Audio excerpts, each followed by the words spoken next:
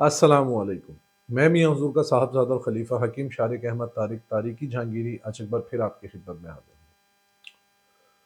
वो वजीफ़े जो शबानुल मुबारक में कसरत से पढ़े जाते हैं या फिर कसरत से पढ़ने चाहिए, अपनी किसी भी मुराद के लिए, अपनी किसी भी हाजत के लिए, अपनी किसी भी परेशानी को दूर करने के लिए और अपने या अपने प्यारे से जुड़े हुए किसी भी बीमारी से आज़ाद होना चाहते हैं, उससे खुलासी चाहते हैं, उससे निकलना चाहते हैं या किसी भी दुख दर्द तकलीफ बीमारी परेशानी का हिस्सा हैं और उसको अपनी ज़िंदगी से निकालना चाहते हैं, तो ये चंद आमाल जो मैं आपको बताने जा रहा हूँ, शबानुल मुबारक में इन वज़ाइफ की कसरत से एहतमाम करें और अल्लाह रब्बुल इज़्ज़त से इन तस्बीहात की बरकत से अल्लाह रब्बुल इज़्ज़त से दुआ करें और अल्लाह रब्बुल इज़्ज़त इन तस्बीहात की बरकत से आपको आपकी हर परेशानी से खुलासी दिलाएगा।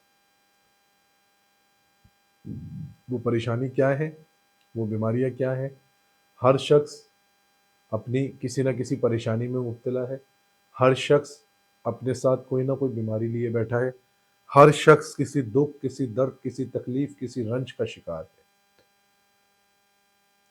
यही नहीं, जो अहबाब जादू की ज़द में हैं, जो अहबाब शयातीनी ज़द में हैं, जो अहबाब नज़र बद की ज़द में हैं, जो अहबाब हासिदीन की हसद की ज़द में हैं, वो तमाम अहबाब इन तस्बीहात की अगर एहतमाम करें तो उन तस्बीहात की बरकत से आपकी ये तमाम जुमला परेशानियाँ दूर हो सकती हैं। वो तस्बीहात कौन-कौन सी हैं? पहली तस्बीह है दुरूद ताज की। जो अहबाब किसी भी परेशानी में मुब्तला है, उसको चाहिए कि वो दुरूद ताज का एहतमाम करे।